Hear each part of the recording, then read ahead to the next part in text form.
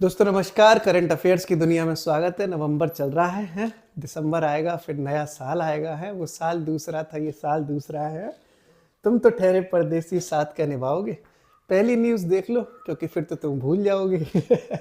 मोदी जी घुमाए साहब, घुमाए बढ़िया घूम रहा है।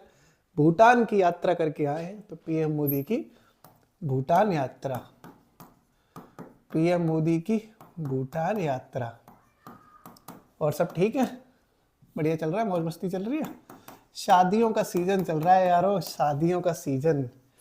और शादी एक ऐसा त्योहार है जिसमें जख्म लगने से पहले ही हल्दी लगा दी जाती है साहबा।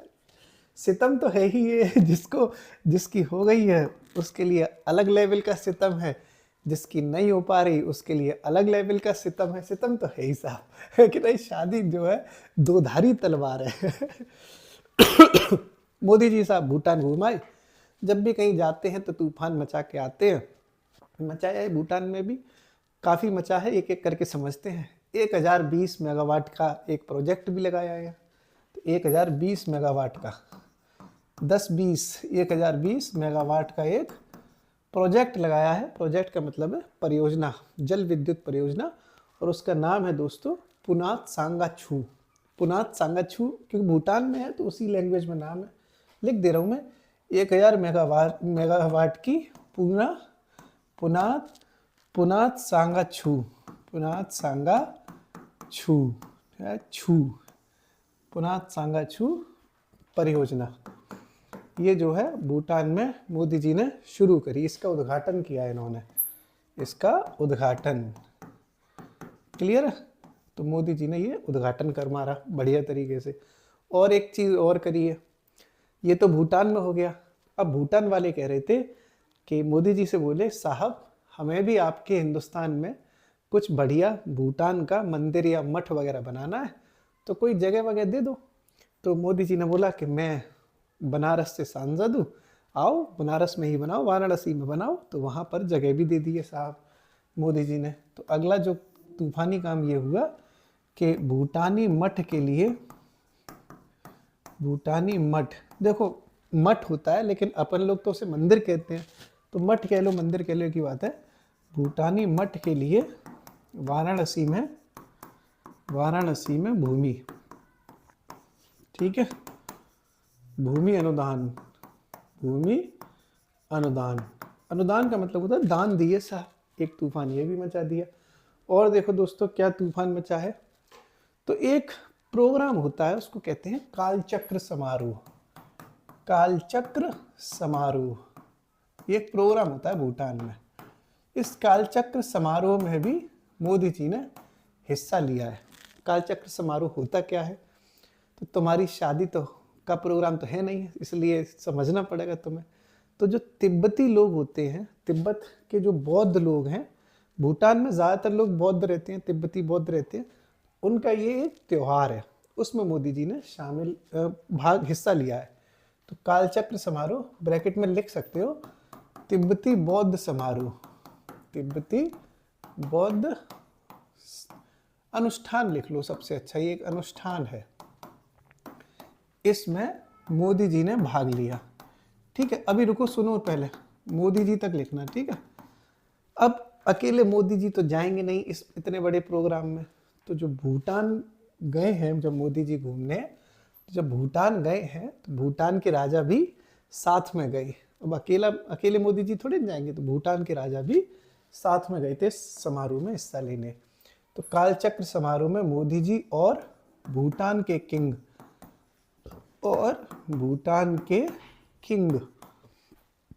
किंग का नाम अब देखो याद करना पड़ेगा आपको, किंग कौन है साहब। तो अजीब सा नाम है, पर आपको सिर्फ जिग्मे खेसर याद रखना है। जिग्मे खेसर वांगचुक, इनका नाम है पूरा, जिग्मे खेसर वांगचुक। तो कालचक्र समारोह में मोदी जी और भूटान के किंग जिग्मे खेसर वांगचुक ने हिस्सा लिया।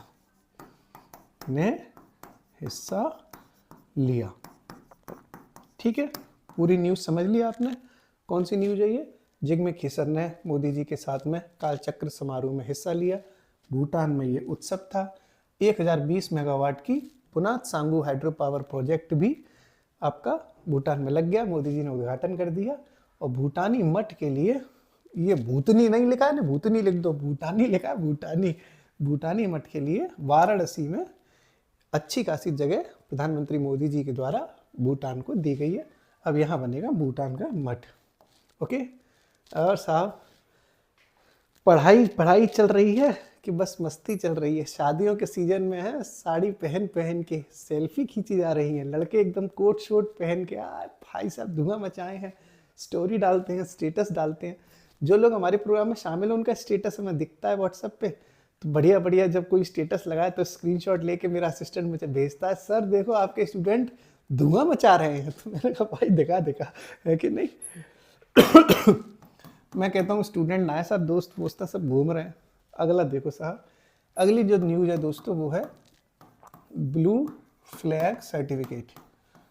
Blue flag certificate, blue flag certificate. देखो ऐसा होता है, जो समुद्री किनारे होते हैं उन समुद्री किनारों को ब्लू फ्लैग सर्टिफिकेट दिया जाता है। हर साल किसी न किसी को मिलता है। इस साल उड़ीसा के 2 समुद्री तट हैं जो उनको मिल गया। ठीक है, तो लिखो उड़ीसा के 2 समुद्री तटों को मिला, 2 समुद्री तटों को मिला। ठीक है, और कौन से तट हैं वो अभी मैं बता रहा हूँ आपको। कौन कौन से तट है साहब, देखो। तो जो पहला तट है दोस्तों वो है आपका पुरी तट। पुरी तट कहाँ पे है? पुरी उड़ीसा में है। तट लिखना था, तट। और दूसरा है दोस्तों तट है वो है सुनपुरा। सुनपुरा तट, सुनपुरा तट। यानी 2 ऐसे तट हैं जिन्हें हाल ही में ब्लू फ्लैग सर्टिफिकेट दिया गया। ये समुद्र के किनारों को दिया जाता है। तो एक है पुरी और एक है सुनपुरा, दोनों के दोनों कहाँ है? उड़ीसा में। ठीक है, क्लियर है। और दूसरे की नौकरी और दूसरे की लुगाई आजकल लोगों को बड़ी पसंद आ रही है साहब। मैं ऑफिस में जब जाता था तो मैं देखता था कि मेरे जो सीनियर्स थे उन्हें हमेशा लगता था यार अपनी नौकरी अच्छी नहीं है, उसकी नौकरी अच्छी है। और जो यंगस्टर्स थे वो कहते थे यार अपनी वाली ने ना खून पी रखा है, उसकी वाली अच्छी है। तो भाई साहब दूसरे की बीवी हो दूसरे की लुगाई हो, वो सबको अच्छी लगती है। लेकिन ये अखंड सत्य है, क्योंकि अगर जिसकी नौकरी तुम्हें अच्छी लग रही है, जिसकी तुम्हें लुगाई अच्छी लग रही है, उससे जाके पूछो कभी खुश हो तुम। 10 बार जब पूछ लोगे ना तुम उससे कि भाई सच सच बताना खुश हो, भाई साहब रो देगा, रो है कि नहीं। भैया बर्तन मांजता हूँ रात में तब जाके तो खाना मिलता है कि नहीं। मतलब सुबह बर्तन मांजूंगा तो शाम को खाना मिलेगा। बड़ा बुरा हाल है भाई। नई नई शादियाँ हो रही हैं, हमारे घर में भी हुई हैं इसलिए पता है। अगला देखो, अगली न्यूज क्या है? सारंडा वन। सारंडा वन भैया क्या है ये सारंडा वन? देखो झारखंड में ये जंगल है जिसको कहा जाता है सारंडा वन। सुप्रीम कोर्ट ने, ऑनरेबल सुप्रीम कोर्ट ने इसे हाल ही में वाइल्ड लाइफ सेंचुरी घोषित करने का आदेश जारी कर दिया। वाइल्ड लाइफ सेंचुरी का मतलब होता है वन्य जीव अभयारण्य। ठीक है, झारखंड में है ये। सुप्रीम कोर्ट ने ऑर्डर दे दिया। तो लिखो माननीय सर्वोच्च न्यायालय ने, सर्वोच्च न्यायालय, ये सुप्रीम कोर्ट ने ऐसे लिख दिया है, माननीय सर्वोच्च न्यायालय ने वन्य जीव अभयारण्य घोषित करने का निर्णय दिया। घोषित करने का निर्णय दिया। करने का निर्णय दिया। ठीक है, कहाँ पर है ये दोस्तों? झारखंड में है। कहाँ है? झारखंड में। ठीक है, ये बात तो आपने समझ ही ली। ये जो सारंडा वन है ना दोस्तों, इसे 700 पहाड़ियों की भूमि भी कहा जाता है, क्योंकि ये बहुत सारे पहाड़ हैं, इसलिए इसको 700 पहाड़ियों की भूमि कहा जाता है। 700 पहाड़ियों की भूमि। ठीक है, 700 पहाड़ियों की भूमि किसे कहा जाता है? झारखंड के सारंडा वन को। और सारंडा वन फेमस क्यों हो गए? क्योंकि सुप्रीम कोर्ट ने इसे हाल ही में क्या कर दिया? वाइल्ड लाइफ सेंचुरी घोषित कर दिया। एक घूंट दोस्तों पानी पी लूँ मैं। पीले पीले ओ मेरे राजा, पीले पीले ओ मेरी रानी है, हमका पीनी है पीनी है। वाह, बीच बीच में पैग लगा लेता हूँ मैं पैग लगाया पैग लगा लगा के पिलाऊंगा आराम से। पानी पिया भाई? नहीं, तुम अपनी तरफ से हैं साहब। बरसात के मौसम में तन्हाई के आलम में मैं घर से निकल आया, बोतल भी उठा लाया, अभी जिंदा हूँ तो जी लेने दो, हो भरी बरसात में है पी लेने दो। अगली देखो, अगली न्यूज़ देखो, न्यूज़। हॉर्नबिल महोत्सव। हॉर्नबिल एक पक्षी होता है, नागालैंड का बहुत फेमस पक्षी है, लंबी चोंच होती है ठीक है, लंबी चोंच वाला पक्षी है, और ये नागालैंड का होता है, इसलिए नागालैंड में ये महोत्सव मन गया। नागालैंड में हॉर्नबिल महोत्सव मनाया जाता है, हर साल मनाया जाता है। और इस बार ये सुर्खियों में इसलिए रहा क्योंकि साझेदार देश बनाया गया। एक देश को हॉर्नबिल महोत्सव का साझेदार देश बनाया गया है, यूनाइटेड किंगडम को बनाया गया इस बार। साझेदार देश किसे बनाया गया है? यूनाइटेड किंगडम, यूके लिख लो, यूके यूनाइटेड किंगडम है, ये देश है ना, ठीक है। यूनाइटेड किंगडम इसका साझेदार देश बन गया हॉर्नबिल महोत्सव, जो कि नागालैंड में आयोजित हुआ। ठीक है भाई, अगला देखते हैं अगली न्यूज़ क्या है। दोस्तों अगली न्यूज़ में सबसे जो इम्पोर्टेंट है वो है तारीख। तारीख पे तारीख, तारीख पे तारीख। सनी, वो कौन सा है, माई लॉर्ड, सनी देओल की पिक्चर है एक बहुत फेमस। क्या मिलता है माई लॉर्ड? तारीख पे तारीख मिलती है माई लॉर्ड, देख लो माई लॉर्ड, तारीख मिल गई है साहब। 21 नवंबर 21 नवंबर 2025, 21 नवंबर 2025 बहुत फेमस तारीख है। अच्छा, मैं जितने दिवस होते हैं ना दोस्तों, जैसे अक्टूबर का जो हमारा दिवस था वो हमने टेलीग्राम चैनल पर डाल दिया है। टेलीग्राम हमारा आपने ज्वाइन कर ही रखा होगा, तो अक्टूबर के दिवस और थीम टेलीग्राम पर डाल दी है। नवंबर के जितने फेमस दिवस यानी डेज और उसकी थीम है वो भी हम टेलीग्राम पर लिस्ट डाल देंगे पूरी। इसको हम इस वीडियो में साथ नहीं रखते, वो पूरा एक साथ डाल दे। 1 नवंबर से लेकर 30 नवंबर के बीच में जितने भी इंपॉर्टेंट डेज एंड थीम्स हैं टेलीग्राम पर डाल दूंगा, ठीक है। फिलहाल 21 नवंबर देखो क्यों फेमस है। देखो हिंदुस्तान में दोस्तों 4 श्रम संहिताएं हैं, लेबर कोड्स हैं, श्रम संहिताएं। हिंदुस्तान में 4 श्रम संहिताएं हैं जो बनाई गई थी 2019-20 के दौरान। कोरोना आ गया, लेकिन 2019-20 में ये श्रम संहिताएं बनाई गई थी, लेकिन कोरोना काल आने की वजह से वो लागू नहीं हो पाई। तो 4 श्रम संहिताएं जो बनी रखी थी लेकिन लागू नहीं थी, वो 21 नवंबर 2025 से लागू कर दी गई हैं। तो सुर्खियों में ये 4 श्रम संहिताएं लागू। अब आपके जहन में, दिमाग में सवाल आएगा कि वो 4 श्रम संहिताएं कौन सी हैं। एक एक करके हम चारों के नाम लिख देते हैं। पहली दोस्तों जो है वो है वेतन संहिता, वेतन संहिता 2019, वेतन संहिता 2019। ओके, एक अकेली एक ऐसी ये है जो 2019 की है, बाकी तीनों 2020 की है। तो अकेली एक वेतन जो है वो 2019 का है, बाकी तीनों 2020 की है। अगली कौन सी है? औद्योगिक संबंध संहिता, औद्योगिक संबंध संहिता, संबंध संहिता 2020, संबंध संहिता 2020, ठीक है। तीसरी दोस्तों देखो कौन सी है, तीसरी है सामाजिक सुरक्षा संहिता, सामाजिक सुरक्षा संहिता, सामाजिक सुरक्षा संहिता 2020, 2020, ठीक है। और चौथी जो आखिरी है वो है व्यवसाय सुरक्षा, व्यवसायिक सुरक्षा संहिता 2020, ठीक है। इस तरीके से दोस्तों 4 संहिताएं हैं जो बनाई तो 2019-20 के दौर में गई थी, लेकिन लागू कब हुई हैं? 21 नवंबर 2025 को। कौन कौन सी हैं? सबसे पहले वेतन, सैलरी, भैया पैसा ही पैसा होगा। सबसे पहला पैसा है जो 2019 में ही बन गया था। बाकी औद्योगिक संबंध, सामाजिक सुरक्षा और व्यवसायिक सुरक्षा, ये तीनों के तीनों 2020 की हैं। 2019 में कौन सी है? वेतन, क्लियर। बाकी तीनों कौन सी हो गई? औद्योगिक, सामाजिक और व्यवसाय, औद्योगिक, सामाजिक, व्यवसाय, औद्योगिक, सामाजिक, व्यवसाय, औद्योगिक, सामाजिक, व्यवसाय, तीनों की तीनों 2020 की। पैसे वाला जो मामला था वेतन का, वो 2019 का है। याद हो गया? याद होना ज़रूरी है, क्योंकि ऐसे करंट अफेयर्स पढ़ाने वाले हजारों लोग आपको मिल रहे हैं।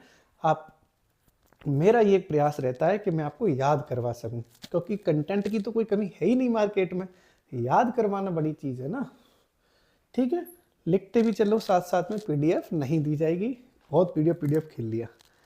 अगली दोस्तों जो न्यूज़ है वो है Cambridge Cambridge dictionary word of the year. Cambridge dictionary word of the year. Cambridge dictionary word of the year. Word of the year. ठीक है, ये देखो Cambridge dictionary word of the year क्या है। देखो, हर साल बड़ी बड़ी यूनिवर्सिटीज़ अपना एक वर्ड, मतलब जैसे कोई बड़ी यूनिवर्सिटी है, कैम्ब्रिज यूनिवर्सिटी, ऑक्सफोर्ड यूनिवर्सिटी, इनकी एक स्पेशल डिक्शनरी चलती है। इनकी जो लैंग्वेज होती है वो अलग तरीके की होती है। ये हर साल एक स्पेशल वर्ड को, एक शब्द को घोषित करते हैं, उसको कहा जाता है वर्ड ऑफ द ईयर। इस साल जो दोस्तों घोषित किया गया है, उस वर्ड का नाम है पैरासोशल। पैरासोशल। पैरासोशल। पैरासोशल क्या चीज़ है? Cambridge dictionary word of the year घोषित किया गया है। पैरासोशल मालूम है क्या होता है? एक तरफा मोहब्बत। मैं तुम्हें चाहूँ ये ज़रूरी तो नहीं है ना, तुम मुझे चाहो ये ज़रूरी थोड़ी नहीं, मैं तो तुम्हें चाह ही सकता हूँ। एक तरफा जो भावनाएं होती हैं उसको कहा जाता है पैरासोशल। इसका मीनिंग होता है एक तरफा भावनाएं। एक तरफा भावनाएं। ठीक है, ये इसका मीनिंग होता है। तो पैरासोशल समझ लिया आपने क्या हो गया? कैम्ब्रिज डिक्शनरी का वर्ड ऑफ द ईयर हो गया। क्लियर? एक एक करके न्यूज़ बढ़ती जा रही हैं। जैसे जैसे न्यूज़ बढ़ेंगी आपको कन्फ्यूज़न होगा।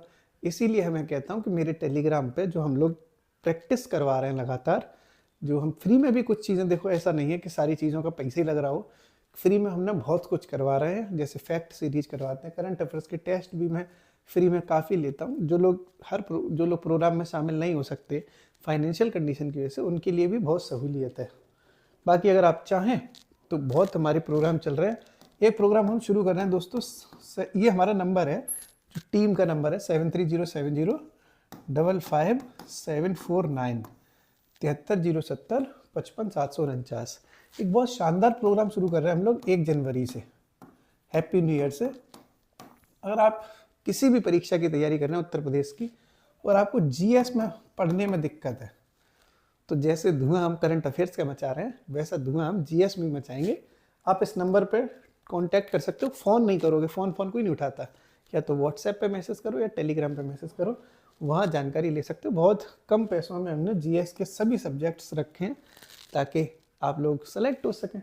जीएस पढ़ के आप लोअर पीसीएस में, आरओ में, पीसीएस में, लेखपाल में, हर एक में ही फ़ायदा उठाएंगे। ये नंबर है, आप सेव कर सकते हैं, मैसेज कर सकते हैं।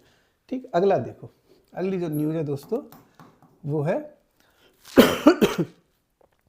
वैश्विक जलवायु परिवर्तन प्रदर्शन सूचकांक।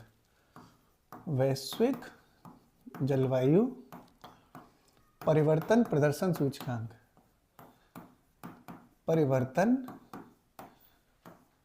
प्रदर्शन सूचकांक, इंडेक्स। ठीक है, अब यार मैं आपको एक बात बताऊं, जलवायु सूचकांक कई तरीके का होता है। हमारी अगर आपने पिछली वीडियो देखी होगी उसमें भी हमने कराया था, लेकिन वहाँ पर ये जलवायु परिवर्तन शब्द नहीं था, वहाँ जलवायु जोखिम शब्द था। जोखिम एक अलग चीज़ है, जोखिम को कहते हैं रिस्क। क्लाइमेट रिस्क इंडेक्स अलग होता है, वो हमने अपनी पिछली वीडियो में कराया था। ये जो है क्लाइमेट चेंज परफॉर्मेंस वाला है, प्रदर्शन वाला है। दोनों इंडेक्स अलग अलग होते हैं, इसलिए दोनों की रैंकिंग भी अलग अलग होती है। हालांकि जारी एक ही संस्था करती है, जर्मन वॉच।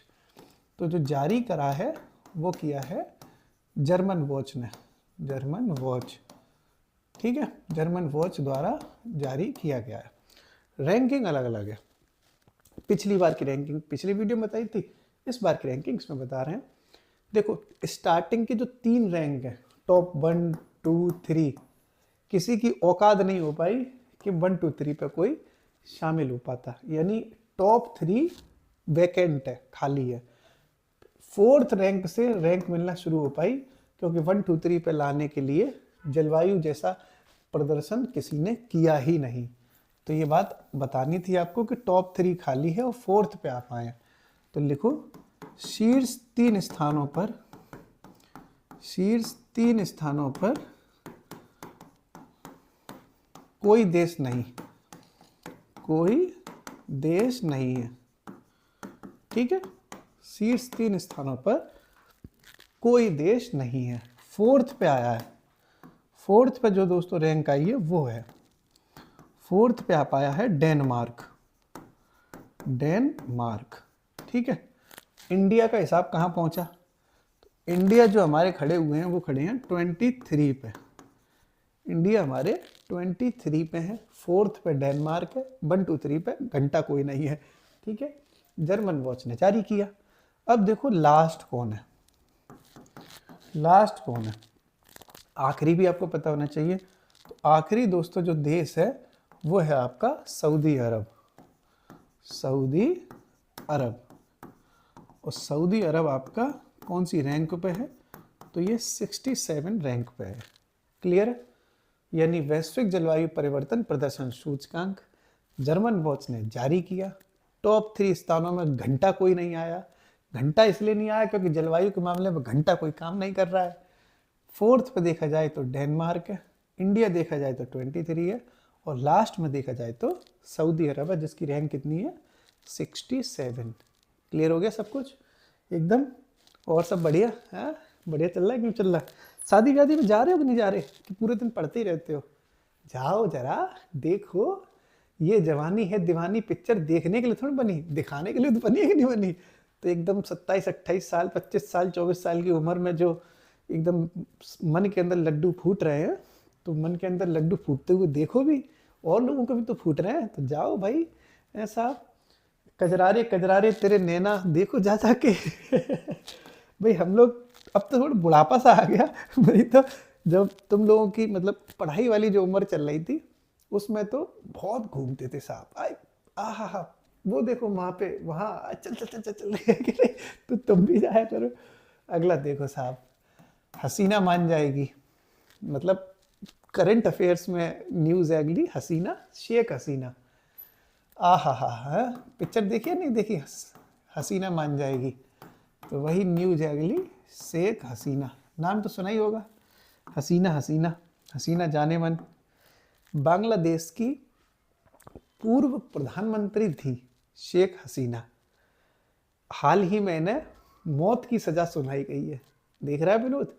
एक टाइम पे ये प्राइम मिनिस्टर थी बांग्लादेश की, और कोई छोटी मोटी प्राइम मिनिस्टर नहीं है, बहुत सालों तक रही।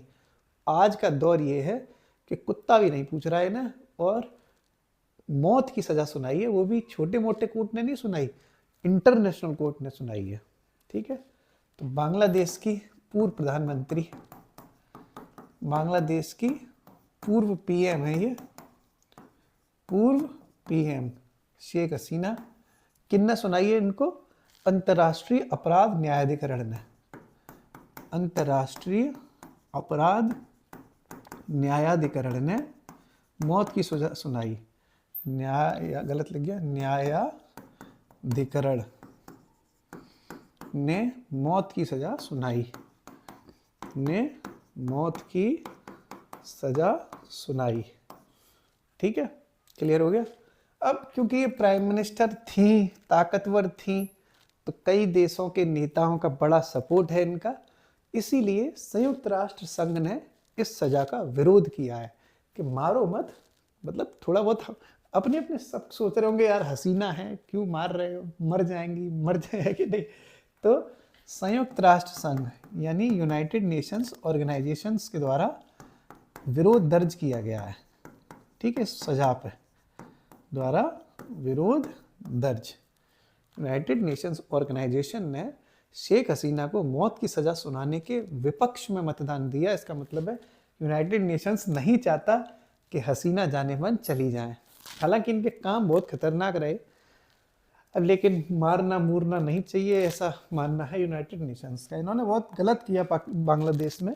मैं नहीं कह रहा हूँ, ऐसा मीडिया कह रही है। मीडिया मतलब जो बड़े बड़े अखबार हैं, उन्होंने ये बात लिखी कि शेख हसीना ने यंगस्टर्स को बुरी तरह प्रभावित किया। ये इनका अपना अपना पर्सनल मैटर है, अपने को क्या करना, अपने को सिर्फ न्यूज़ बतानी है। नमस्कार, मैं हूं संभव जैन, आप देख रहे हैं डेली न्यूज़। मुख्य समाचार ये हैं कि शेख हसीना को मौत की सज़ा सुना दी गई है। अंतर्राष्ट्रीय अपराध न्यायाधिकरण ने इसकी सज़ा सुनाई है। संयुक्त राष्ट्र संघ ने बड़े मतदान के साथ इसका विरोध किया है। समाचार समाप्त। आपकी क्या राय है आप बता सकते हैं। मेरी राय कुछ नहीं है, मैंने आपको जो है न्यूज़ बता दी, शुक्रिया। तो अपन कौन है? अपन दोस्तों मीडिया वाले की तरह बस न्यूज़ सुना रहा है न, अपनी राय सुनाने का अपने को कोई इंटरेस्ट नहीं है। लोग फिर विरोध में बोलते हैं ना कि यार तुमने ये बोल दिया, तो क्यों अपनी राय सुनानी, सिर्फ न्यूज़ सुनानी है। अगली न्यूज़ है दोस्तों, एलपीजी आयात समझौता। एलपीजी आयात समझौता, समझौता हो गया जाने मन है। दो लोगों के बीच में समझौते होते हैं, एक काम करो तुम ये कर लेना, हम ये कर लेंगे, समझौता हो गया। तो भारत और अमेरिका के बीच में हुआ है, भारत और अमेरिका के बीच में, यूएसए के बीच में एलपीजी को लेके एग्रीमेंट कर लेना है। जब ज़रूरत पड़ेगी तो तुम ले लेना, गैस ख़त्म हो गई तो, और अगर हमें ज़रूरत पड़ेगी तो तुम हमें दे देना, सिलेंडर ख़त्म हो गया तो एलपीजी। तो ये इंडिया अमेरिका के बीच में समझौता हो गया। अगली न्यूज़ तो न्यूज़ ये है, इंडिया के नए मुख्य न्यायाधीश बन गए, चीफ जस्टिस बन गए। पिछली अक्टूबर में भी ये मैंने बात बताई थी, लेकिन अब इन्होंने शपथ ली है ना, इसलिए शपथ की तारीख भी आपको जानना जरूरी है। तो भारत के 53वें मुख्य न्यायाधीश, 53वें मुख्य न्यायाधीश, ठीक है, चीफ जस्टिस ऑफ इंडिया बने हैं 53। ये खबर इससे पहले बता चुका हूँ, पूरी डिटेल मैंने उसमें बताई थी। इस बार तो बस छोटी सी बता रहा हूँ क्योंकि शपथ ली है, ठीक है। तो बने कौन है? Honourable justice Suryakant, honourable justice Suryakant.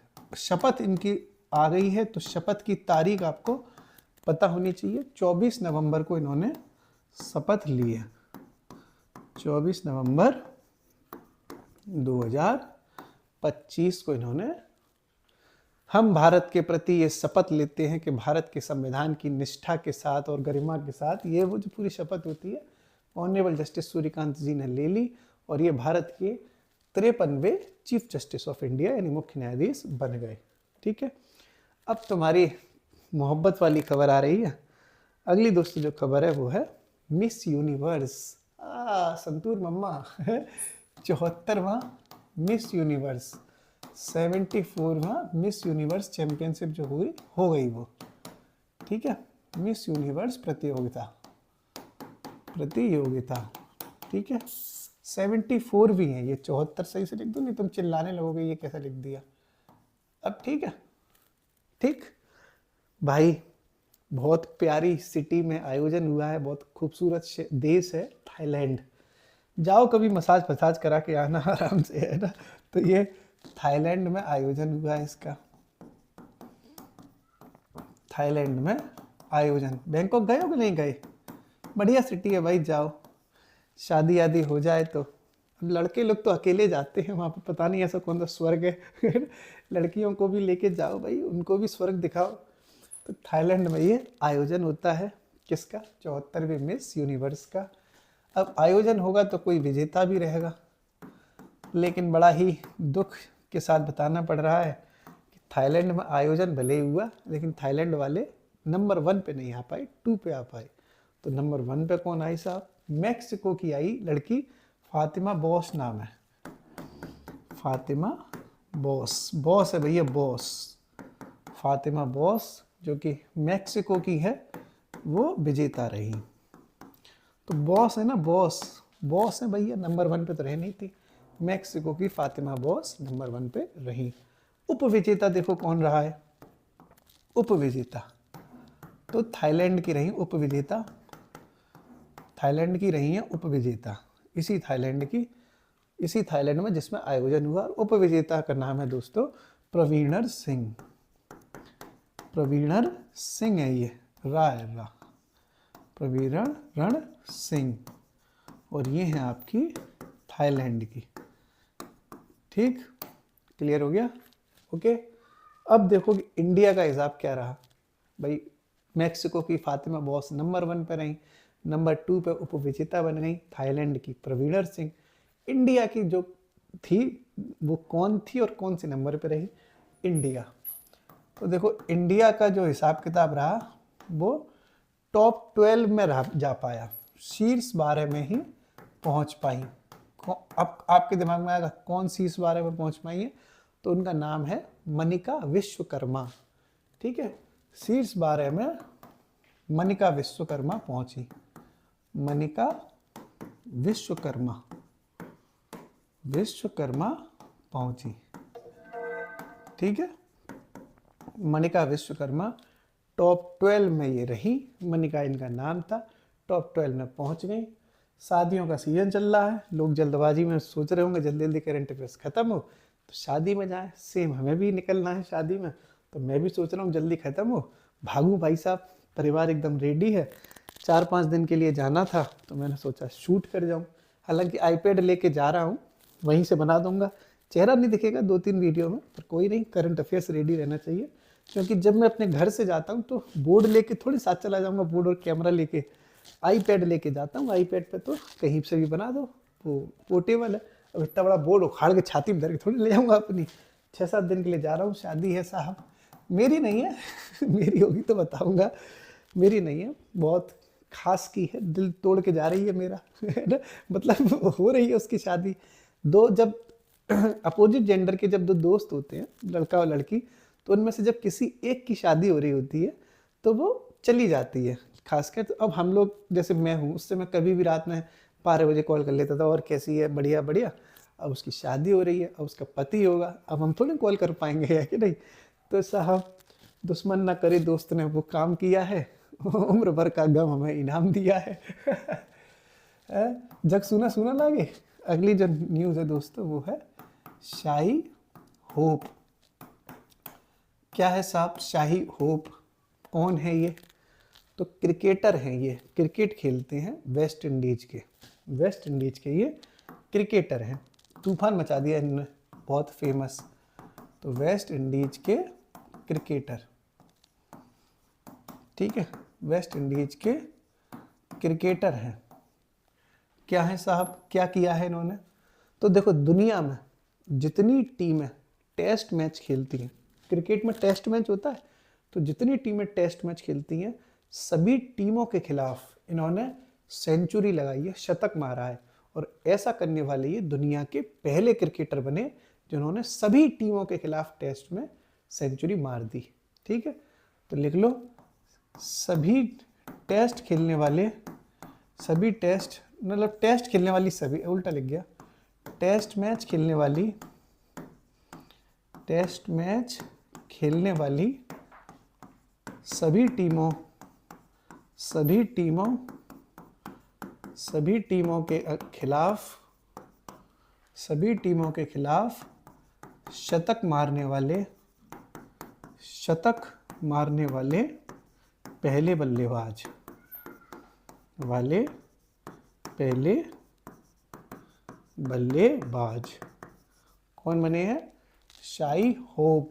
कहाँ करें, कहाँ के? वेस्ट इंडीज के। क्या कर दिया इनने? दुनिया की सभी टीमें जो टेस्ट मैच खेलती हैं उनके खिलाफ सेंचुरी मार दी और ऐसा रिकॉर्ड बना लिया।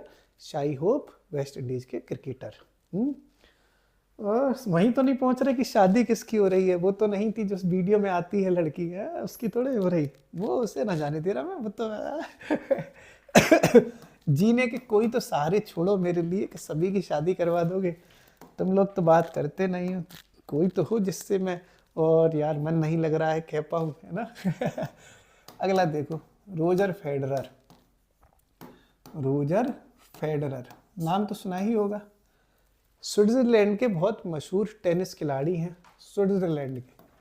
स्विट्जरलैंड के ये बहुत मशहूर टेनिस खिलाड़ी हैं, टेनिस खेलते थे, अब तो रिटायरमेंट हो गया। हाल ही में इन्हें international tennis hall of fame में शामिल किया गया है। किसमें? International hall tennis hall of fame में, अंतर्राष्ट्रीय tennis hall of fame, tennis hall of fame में शामिल, हॉल ऑफ फेम में शामिल। कौन? रोजर फेडरर, स्विट्जरलैंड के। ठीक है, कोई ऐसा तोप नहीं है, धीरे धीरे याद कर भी रहे हो। तो अंतर्राष्ट्रीय टेनिस हॉल ऑफ फेम में शामिल होने वाले कौन बन गए हाल ही में? Roger Federer. कहाँ के हैं?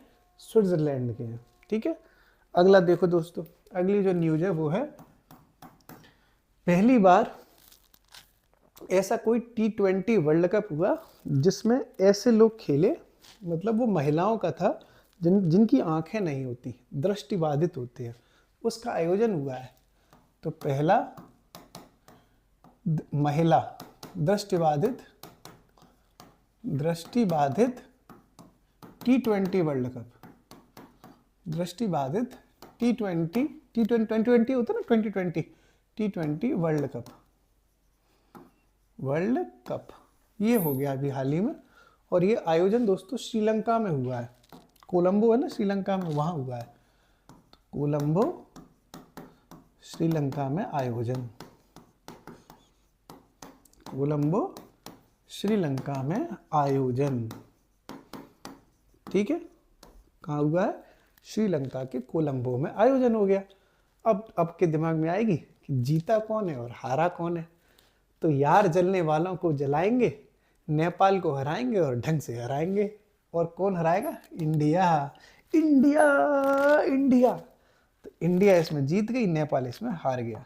तो भारत ने नेपाल को हराकर जीता, भारत ने नेपाल को हराकर जीता। क्लियर है? भारत ने नेपाल को हराकर क्या जीत लिया?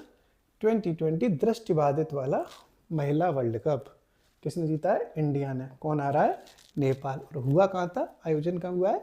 श्रीलंका के कोलंबो में। अगला दोस्तों, आखिरी न्यूज आज की, और आपको मुक्ति मिले, हम लोग भी शादी में जाएं, तुम लोग भी शादी में जाओ। आखिरी न्यूज है आज की दोस्तों, कीर्ति सुरेश। कीर्ति सुरेश कौन है? ये कीर्ति सुरेश कौन है? ये कीर्ति है या सुरेश है? लड़का है कि लड़की है? तो कीर्ति भी और सुरेश भी है। तो ये लड़की है, मैडम है, इन्हें बच्चों से बहुत प्यार है, बाल अधिकारों की ये एडवोकेट कार्यकर्ता है। बाल अधिकार होते हैं ना, बाल अधिकार, बच्चों के चिल्ड्रन राइट्स, बाल अधिकार जो होते हैं उनकी रक्षा करती हैं। तो ये बाल अधिकारों की रक्षा कर रही थी तो फेमस हो गई। तो जो यूनिसेफ होता है दोस्तों, एक संस्था है ना यूनिसेफ, इसने अपना सेलिब्रिटी एडवोकेट बनाया है। सेलिब्रिटी एम्बेसडर होता है ना, सेलिब्रिटी एम्बेसडर, वैसे ही होता है सेलिब्रिटी एडवोकेट। वो बनाया गया है कीर्ति सुरेश को यूनिसेफ के द्वारा। तो लिखो, बाल अधिकारों की रक्षा के लिए, ठीक है, यूनिसेफ इंडिया की सेलिब्रिटी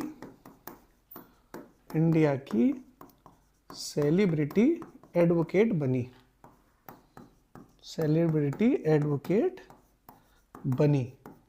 क्या नाम है?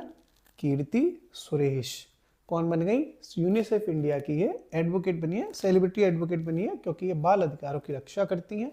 नाम है इनका कीर्ति सुरेश। ठीक है, अब आप कमेंट बॉक्स में बताओ दोस्तों, आपने अलाउद्दीन खिलजी का नाम सुना होगा।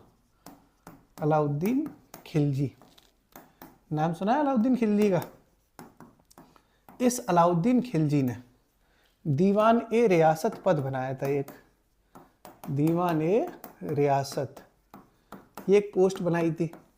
इस पद पर किसे नियुक्त किया था, ये आप बताओ कमेंट बॉक्स में। अलाउद्दीन खिलजी ने दीवान ए रियासत नामक पद पर नियुक्ति किस व्यक्ति को दी थी? कमेंट बॉक्स में बताइए। न्यूज़ मैंने कई बार कराई है, हमें जाना है, नहीं तो मैं रिवीजन भी कराता 10-15 मिनट और। लेकिन जो गेस्ट हैं, दोस्त यार, वो रेडी बैठे हैं, मेरे को बस कोट पहन के रफू चक्कर होना है। तो हंसते रहिए, पढ़ते रहिए, मुस्कुराते रहिए, गाने वाने सुनते रहिए। शुक्रिया।